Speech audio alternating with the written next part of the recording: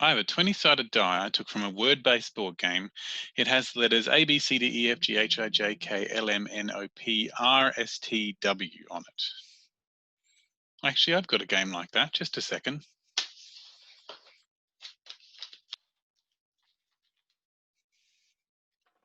There we go. Got lots of letters on it. Cool. I think of a word made of several of these letters, and when rolling the die, I define success as a letter in the word coming up. Okay. So I could have like bat, B-A-T. I guess they don't have to be next to each other.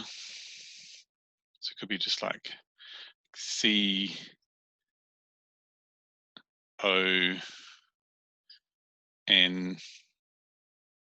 like cone. Okay, success is the word coming up. So if I roll, I get an O, that's a success because it's in the word cone. It's not a success because it's not in the word cone. That is a success because it is in the word cone. Not a success, not a success. Okay, so that's how the game works, right? I roll the dice some fixed number of times and define Z to be the random variable of how many times the letter in my word appeared. Okay, so I have a fixed number of rolls, and then I'm counting how many successes there are. And I'd say the success probability would be the same each time because it is a die. That's how dice work. Okay, that's a binomial distribution. I'm going to write that down. Z is distributed according to a binomial distribution. Now, I don't know how many trials there are, so I'll just call it N, and I don't know the probability of success, so I'll just call it P for sum N and P. Okay. The expected value of Z is 12. Expected value of Z is 12, and the standard deviation of Z, sigma Z, is approximately 2.8983. How many different letters are in my word? Oh, okay. Well, how many different letters? That number divided by 20, that'd be the probability of success. So if I could figure out what P was, then I reckon I could know how many letters there are. There's formulas for what the expected value is in terms of N and P. So that might create some equations I could solve to figure out what P is.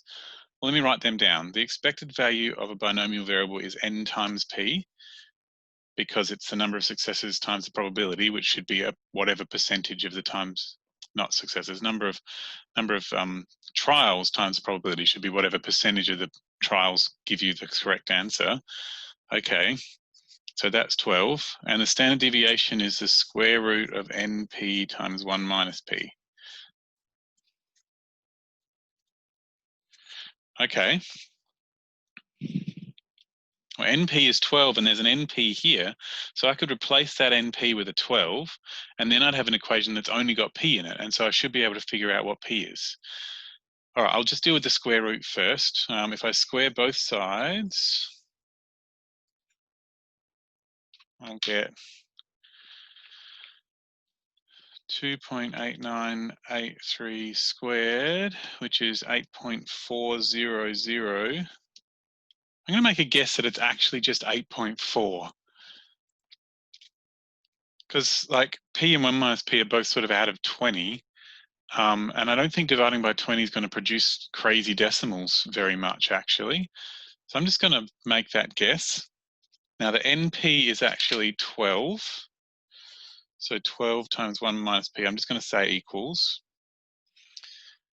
And then if I divide by 12, I'll get 8.4 divided by 12 is 0.7. Okay, that's looking like the probability it's supposed to be, like 3 decimal places of zeros. Okay, now if 1 minus P is 0.7, P is the rest of the 1, so that would be 0.3. And then I need to write that in 20ths, so that would be 3/10, which is 6/20. So the word has 6 different letters.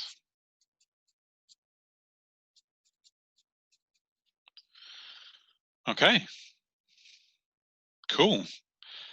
I really want to know what N is though. I know it didn't ask, but I just want to figure it out anyway. So let me see, if P is 6/20, or 0.3, then I can put that back into here and get n times 3/10. I might leave it as a fraction, is 12. So n would be, well, it's currently divided by 12, so I'm going to have divided by 10, so I'm going to have to times by 10, and I'm also going to have to divide by 3. And 12 divided by 3 is 4, and 4 times 10 is 40. Okay, so we rolled the die 40 times, and we had a word with 6 different letters, so the probability of success was 6 out of 20. Well, that's pretty cool, actually, that it was possible to figure it out just from that information. I like it.